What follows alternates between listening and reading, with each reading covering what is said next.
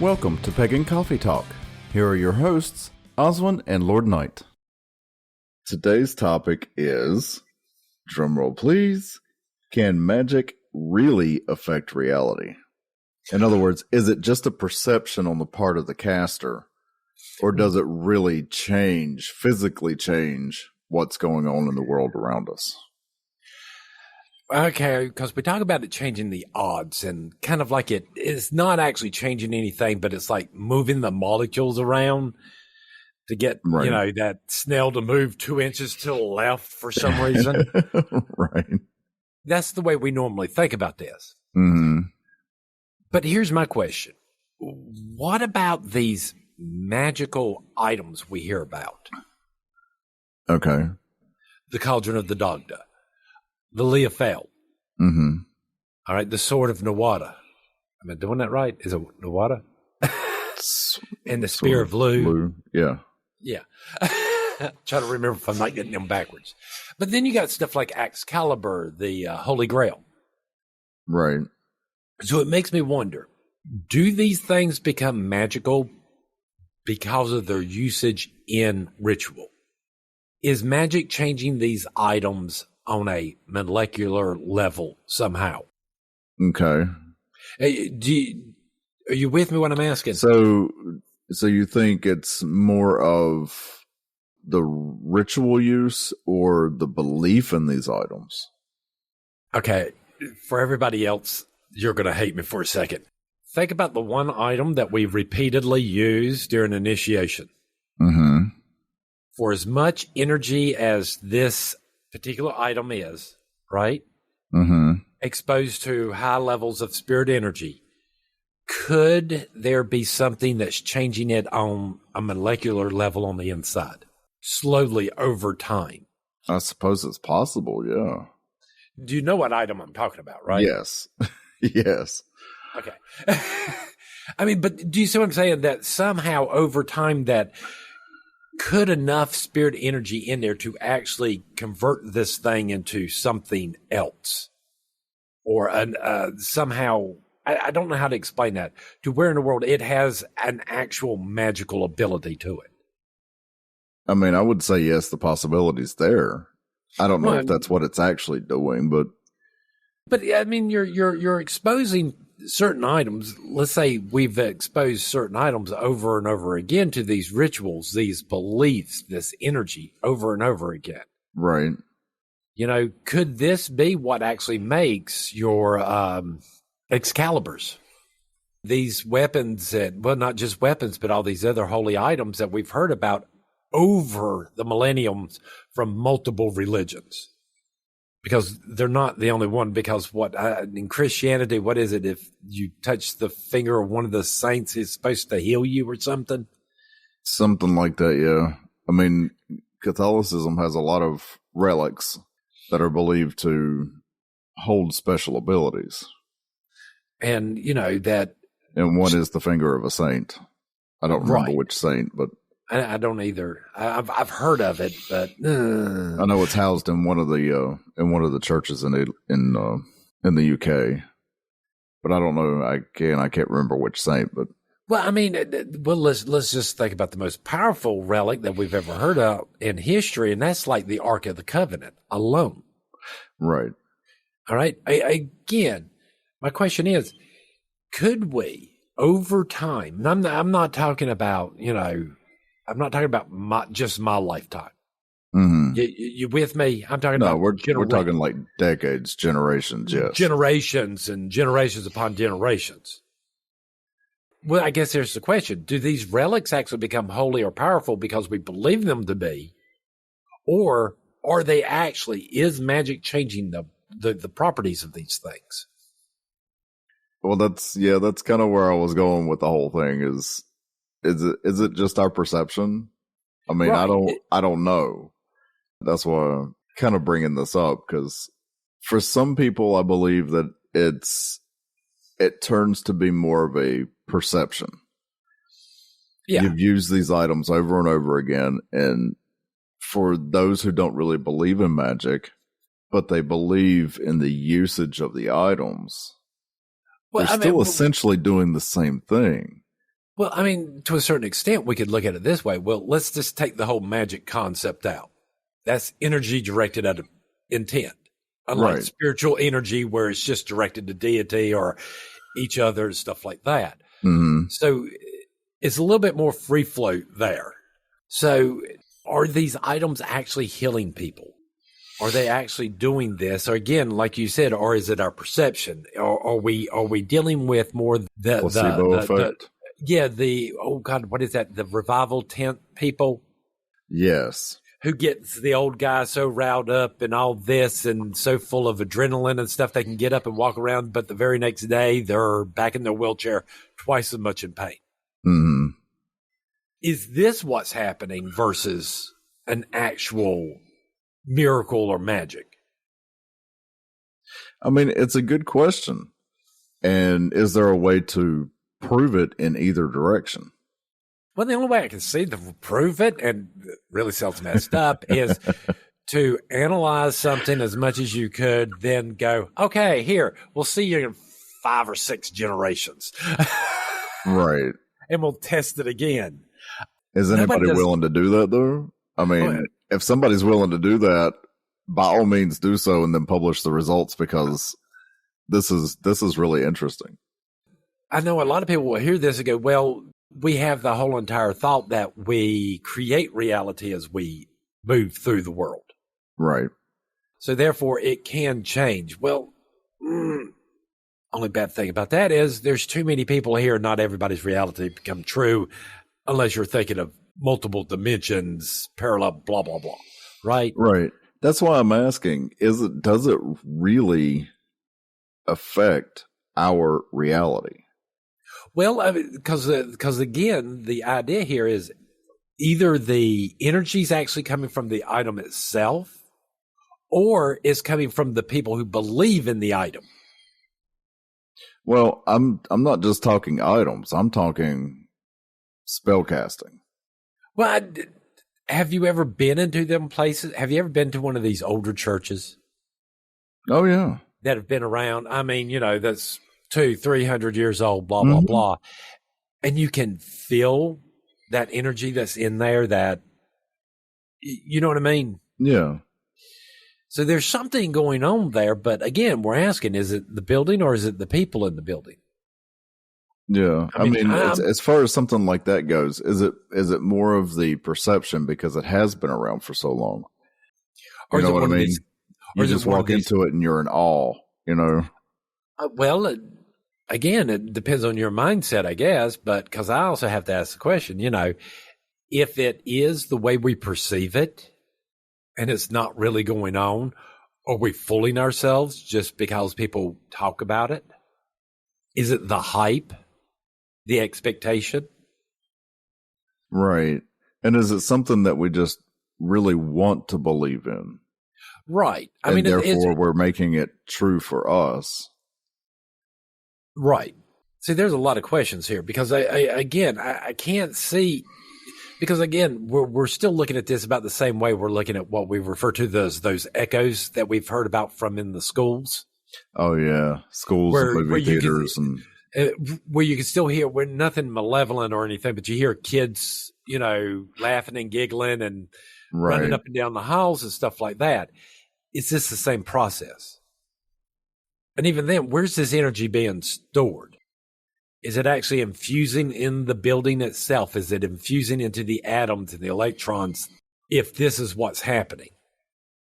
And so if it is, then yes, I would think that it would take like generations upon generations upon generations for any type of molecular change to take effect. Right. So it's probably not anything like you and I would see in our lifetime. No, but you have to ask these questions because, you have the Muslim faith where they do that pilgrimage to the, make sure I'm trying to say that right, the Mount of the Rock where the temple used to be in Israel. But I'm sorry, this place is active all the time and you got all them people there. It's hard for me to believe that energy's not left there. Right. But then on the other hand, with all them people there, how can you tell the difference? True. But could the same thing be said about haunted houses? Yeah, I suppose it could. You know, I mean, like we grew up where we lived. There's some stories about a school in the local area that was shut down years ago. Were there actual ghosts there, or was it everybody in the town's belief that this place was haunted that made it haunted? So again, I don't think it's necessarily the things that we're talking about is necessarily to items just like the Holy Grail, blah, blah, blah. It could be at other places too. Right. Yeah, you were talking about that. I forgot what it's called, but there's an actual term, like a totem or something like that. A topa. Topa, yes. Well, a topa is more like a thought form. Right, but again, it's something that so many people believe in, it actually manifests. So that's kind of like with the school where we lived. Right. You know, was it really haunted, or was it just manifested by the people who lived in the area because of all the stories? Well, and then you have all the folklore around there because there's some horrific stuff I've heard about that. And I don't know if it ever actually happened. It wasn't like I went and looked it up. No. You know, I don't know too many people that did that. Mm-mm. So I'm not exactly sure which we're actually doing here. If we are somehow changing things molecularly or on a subatomic level slowly over time to make these items that normally would just be regular household items to something greater than themselves. Or if it's just our perception of these items or the perception of the spell that's actually making the change. Well, I mean, and again, if you've ever been exposed to one of these items or something like that, you might have a different take on it. But then you could also look at somebody and not tell them what an item is and see how they react when they are placed in front of the item. Exactly. But how are you going to do that with something like the Shroud of the Shroud of Turin? Yeah, I mean, how are you going to do? It isn't like people just don't know what in the world that is. No, pretty much everybody knows what that is. I mean, my pagan witchy ass even knows what it is. Right. And I know it enough to get the name wrong. But yeah, I suppose there are items that we could, pass along to somebody and say, "Hey, what's your impression of this?" I mean, and then tell them what it is. But I mean, because what in Ireland, there's supposedly the stone of of the Leah Felt still in Ireland in a certain spot, and you can visit it. Right. Again, this is an item that's been part of rituals and magic over and over again. Are you actually going to get that feeling from that stone, or does it go away because people quit believing in it, or quit worshiping there, or quit putting energy into it? So a lot of questions and no answers. That is so true. No answers. I'd like to, don't get me wrong. Personally, I would like to think that, yes, that the energy itself over time, especially when you're using the same items over and over again. All right. So your altars and certain other things can suddenly become endowed with extra energies. Mm-hmm. I mean, because we've talked about it with circle casting, that we believe in an agrarian field where the energy sort of stays there in the house. Right. I mean, I'm a believer in that, and I believe that's something that really happens.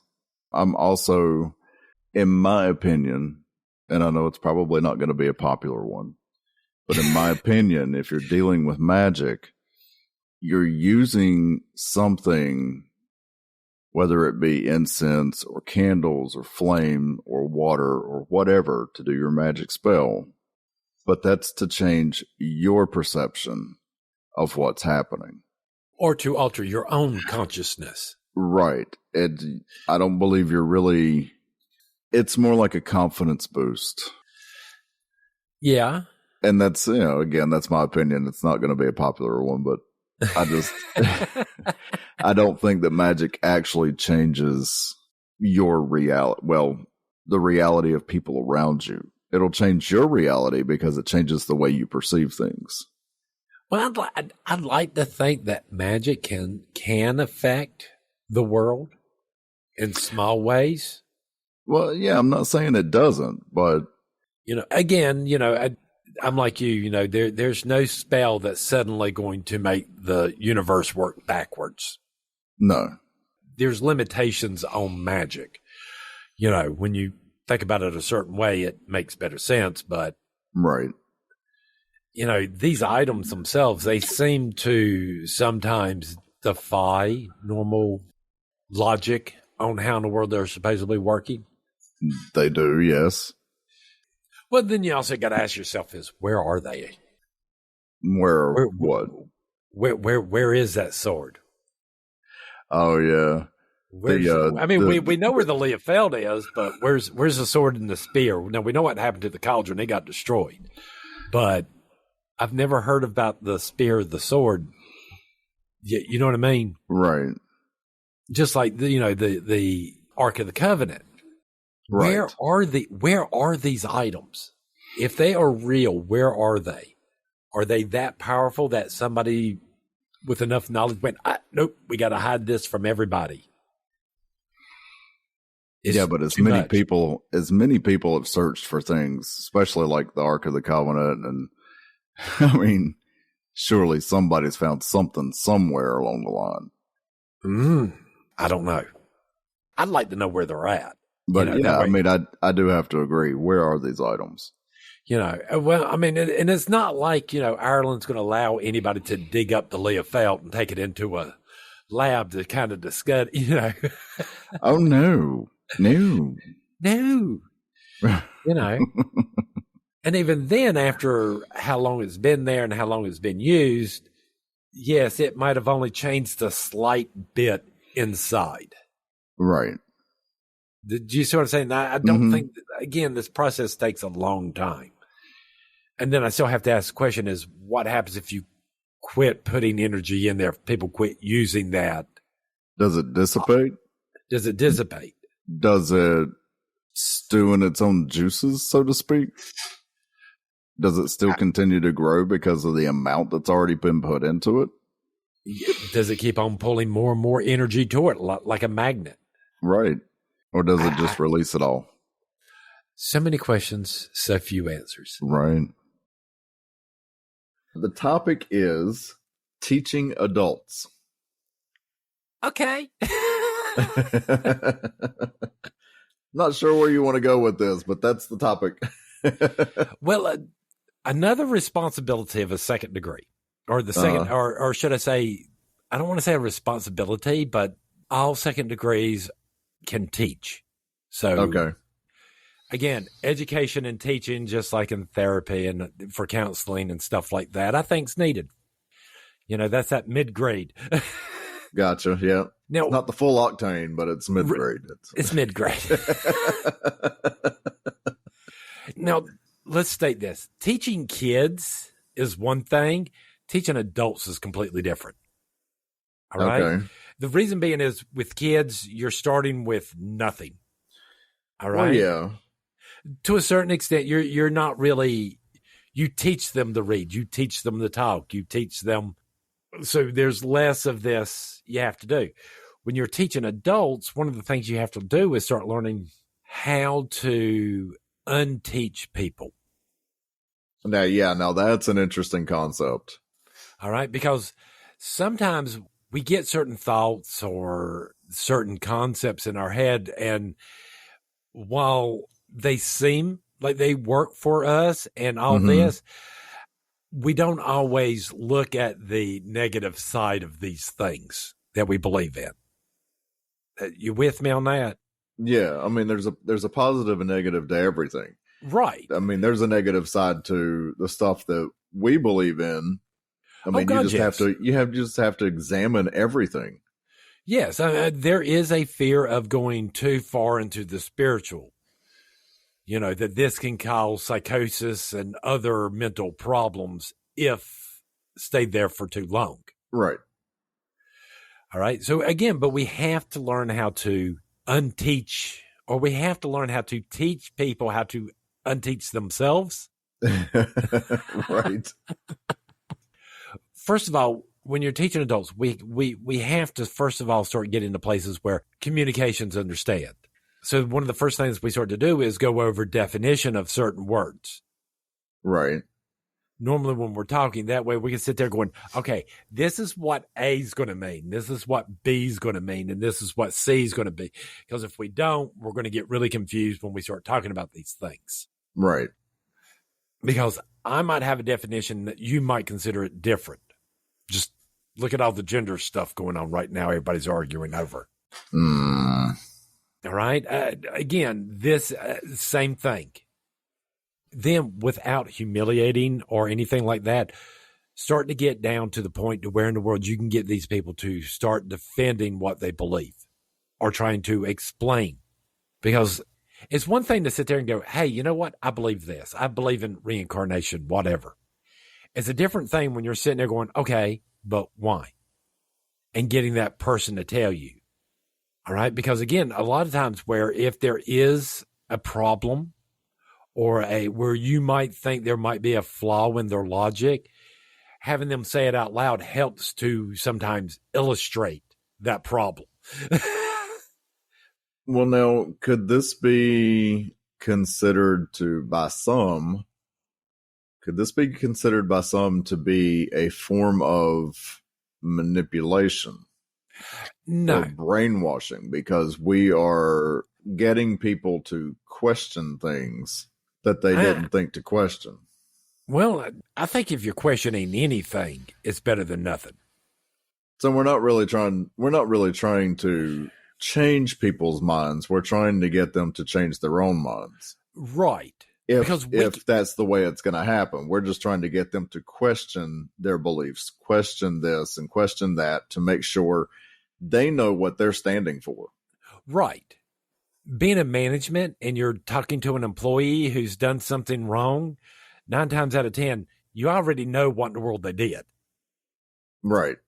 And I'll just sit there and let them keep on running their mouth until they finally tell on themselves. Right. This is the same thing we're doing. We're not manipulating you. We're allowing you to do it to yourself.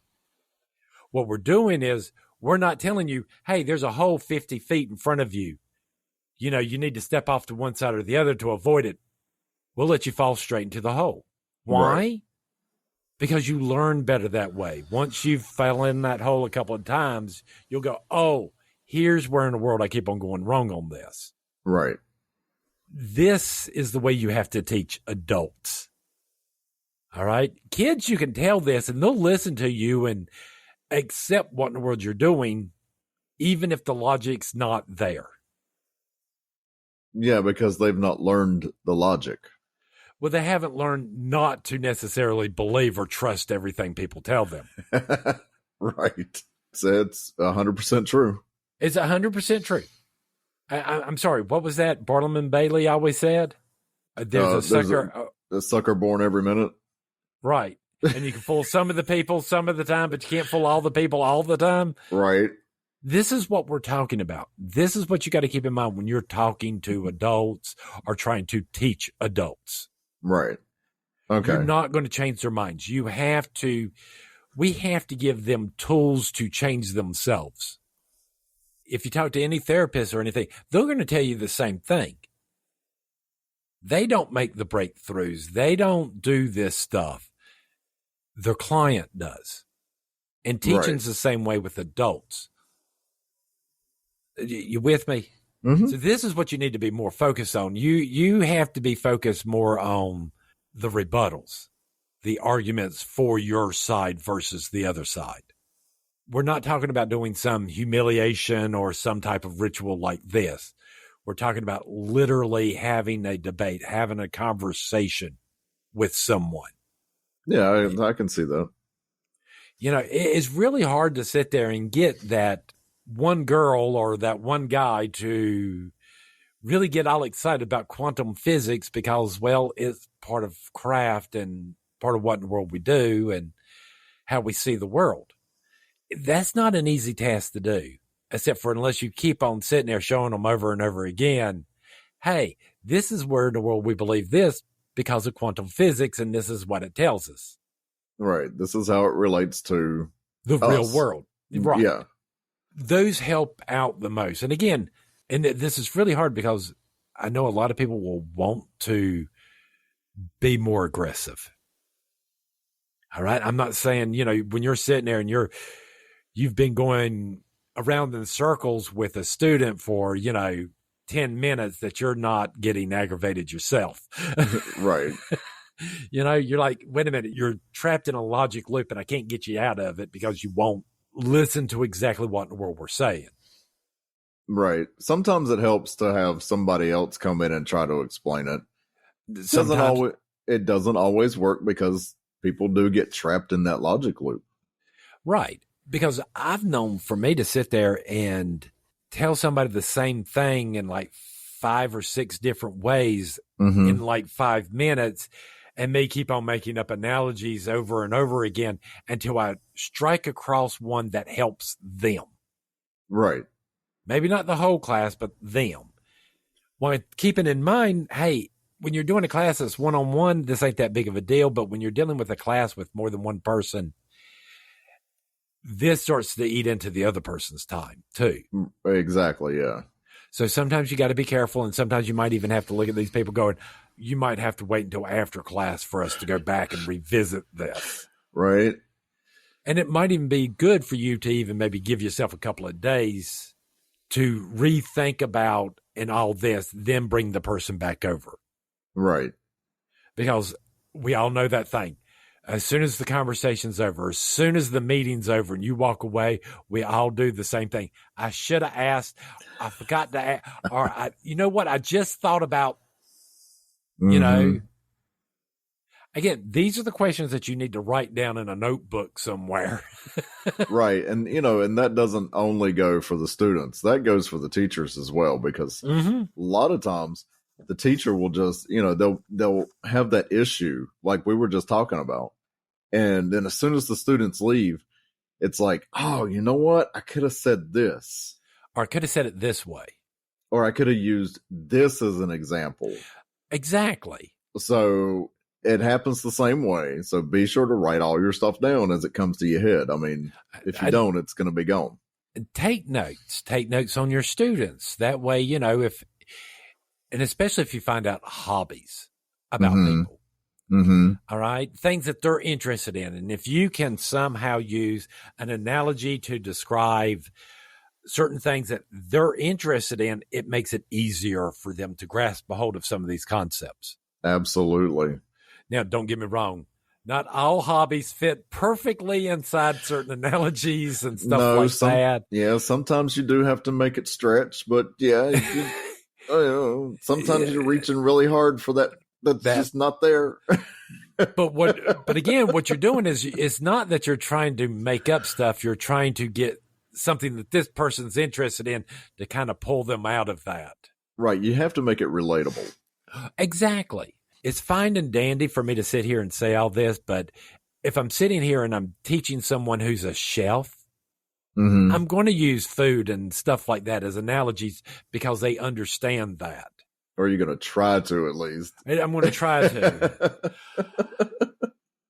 But this also means when you're teaching that you need to sort of maybe start taking an interest in some of the hobbies that some of your students are having, at least enough to have an idea of how to talk to them or even use them to help train them. Again, it's that whole, and I hate to use cliches, but it's that whole thinking outside of the box. Thank you. You got to get out of the normal way of thinking about things. And, like you said, if you can find something relatable, that's the perfect way to do it. I know it's going to sound really nasty and all this when I say this, but hey, think outside the box. Think in somebody else's box. Yeah, pretty much. I mean, that's all you're doing is, hey, I'm just, like when I discuss things with you and you're having a hard time, I tend to try to use music analogies with you versus what I would for somebody else who likes electricity. I mean, Right. Somebody like yourself. Somebody like myself. Actually, I was thinking about Lord Raceland. Like, if I'm talking to him, I'm going to be talking electronics and electrical because that's what he does for a living. Right. You with me? So I'm out of coffee. Thanks for listening. Join us next week for another episode. Pagan Coffee Talk is brought to you by Life Temple and Seminary.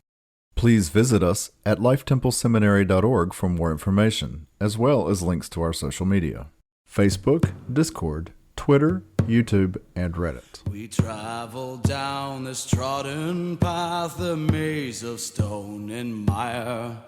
Just hold my hand as we pass by a sea of blazing pyres. And so it is the end of our days, so walk with me till morning breaks. And so it is the end of our days, so walk with me till morning